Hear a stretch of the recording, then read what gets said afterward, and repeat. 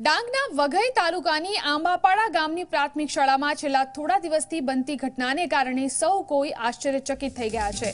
શાળામાં ધોરણ 6 અને 8માં ભણતા 3 વિદ્યાર્થીઓ અચાનક ધૂણવા લાગે છે।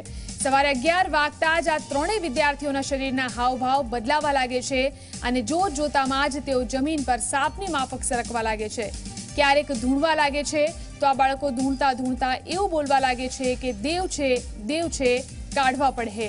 અશ્વિન, અમિત અને રાહુલ નામના આ 3 બાળકોની આવી હરકતોથી અન્ય વિદ્યાર્થીઓ પણ ગભરાઈ ગયા છે। ખાસ વાત એ છે કે આ ત્રણેય વિદ્યાર્થીઓ હોશિયાર છે, જેથી લેશન કે પરીક્ષામાં નાપાસ થવાનો તર્ક પણ આ ઘટનામાં લાગુ પડતો નથી। આ વિદ્યાર્થીઓ જ્યારે ઘરે હોય છે ત્યારે તેમને કશું જ થતું નથી, પરંતુ શાળામાં આવતા જ 11 વાગે એટલે તેઓ બદલાઈ જાય છે અને જેવા શાળાની બહાર નીકળે છે ફરીથી સામાન્ય સ્થિતિમાં આવી જાય છે। નવાઈની વાત એ છે કે બાળકોની આવી સ્થિતિ બાદ ડોક્ટર કે મનોચિકિત્સકની સારવાર અપાવવાના બદલે બાળકોના વાલી અને ગ્રામજનોએ ભુવાને બોલાવી અને વિધિ કરાવી। આ ઘટના અંગે જ્યારે ઝી24 કલાકે તાલુકા પ્રાથમિક શિક્ષણ અધિકારી સાથે વાત કરી તો તેમણે કહ્યું કે ડાંગ જિલ્લામાં ડિસેમ્બર-જાન્યુઆરીમાં ડુંગર દેવનો તહેવાર ઉજવાય છે। આદિવાસીઓમાં માન્યતા છે કે આ સમય દરમિયાન ઘણા બાળકોને દેવ આવે છે। શાળાના બાળકોને પણ દેવ આવ્યા હોવાથી તેઓ આવું વર્તન કરે છે। દેવ કાઢવાનું કામ કરનારા પાસે વિધિ કરાવવાથી તેઓ સારા થઈ જશે।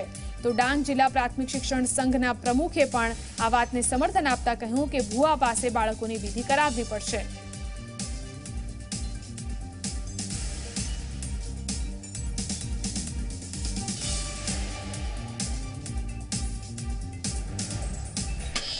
પછી તને આજે પવન દેવ આવે તેનાથી શું થાય? કાઢવા પડે એમ કે અમે અહીંયા જાય ને એટલે અમને આવી જ જાય ને ઘરે ત્યારે નીકળ થાય। શું થાય પછી? ઘરે તો સારું ને અંદર તે બાદથી જાવ ને ત્યારે બહુ ખરાબ થાય। સ્કૂલમાં જાય ત્યારે થાય? સ્કૂલમાં જાય ત્યારે થાય કે બહાર બી થાય? એ સ્કૂલમાં જાય ત્યારે। કેટલા લોકોને થાય છે આવું? 3 જણાને। કોઈ ભગત પાસે લઈ ગયા તને? હા। શું કીધું ભગતે? કંઈ કીધું? હા। શું કીધું? કાઢવા પડે એમ કીધું। કોઈ પુરુષનો અવાજ છે કે મહિલાનો અવાજ છે? પુરુષને। શું કે અવાજ શું કહે તને? મને કાઢો એમ કે। કેટલા દિવસથી થાય છે આવું ધૂણે છે? તો આગલે ડિસેમ્બરમાં ચાલુ થઈ ગયા, જાન્યુઆરીમાં આવું કર્યું। એમાં એવું છે કે બાળકો શાળામાં આવે પછી શાળાનો સમય શરૂ થાય ત્યારે તો નોર્મલ જ હોય છે, પણ 11, સાડા 11 થાય પછી આવીને ધૂણવા લાગે છે। જી, તો જે ઢૂંઢવા લાગે છે કે તમે કોઈને જાણ કરી છે ખરી કે કોઈને કોઈ ડૉક્ટરને કે એનું કોઈને બતાવ્યું હોય? એટલે ગામના વડીલોને જાણ કરી છે, ગામના આગેવાનોને જાણ કરી છે ને એ લોકોની તરફથી અને અમે અમારી તરફથી ઓફિસ તરફથી કાર્યવાહી તો ચાલુ જ છે, પણ હજુ પરિસ્થિતિ થોડીક શાંત થઈ છે એ પણ કાર્યવાહી ચાલુ રાખેલી છે।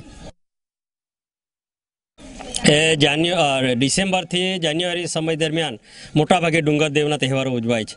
એ અરસામાં એક અમારી માન્યતા છે કે જે અમુક માણસોમાં દેવ આવે છે એ પ્રકારનું અમને આ લાગે છે અને ગામ લોકો સતત જ્યારથી આ કાર્યક્રમ શરૂ થયો છે ત્યારથી એમની પાછળ છે અને સતત કોઈને કોઈ દેશી ઉપાય તરીકે એ લોકોએ અજમાવેલા છે। પણ આ માન્યતા તમને ખોટું લાગે તો કંઈ નહીં, પણ આ માન્યતા સાચી છે કારણ કે અમે ખુદ આ અનુભવેલું છે। હકીકત આદિવાસી સમાજમાં જે અમારે એક ડુંગર દેવ કે આવું દેવ દેવતાઓનો માહોલ છે। બધી જગ્યાએ દેવ દેવતાઓ થાય તો સામાન્ય છે, અમારા સમાજમાં માન્યતા છે અને અમે તો 99% નહીં પણ 100% આમાં માનીએ છીએ। પણ હવે હકીકત હવે 8-10 દિવસથી અમે પણ ભગત ભુવાને લઈને આમ તેમ જ્યાં ખબર પડે છે ત્યાંથી અમે લાવતા છીએ અને બંધારણ કરવા માગીએ છીએ। હજુ કંઈ ફેર પડ્યો નથી। 2-3 વખત મળવાનું થયું તો આચાર્યશ્રીએ ફરીથી મને કહ્યું કે આવું વારંવાર થાય છે, તો મેં એમને એવી સૂચના, એટલે આજે મિત્રોએ વાત કરી એ રીતે મેં એમને જે શાસ્ત્રોક્ત રીતે મેં એમને કહ્યું હતું કે તમે આવું જો કંઈ હોય તો મહારાજશ્રીને મળજો, એમના પાસેથી કંઈ જાણવા મળે તો એ પ્રમાણે કંઈ કરજો, એ રીતે મેં સૂચના આપી હતી।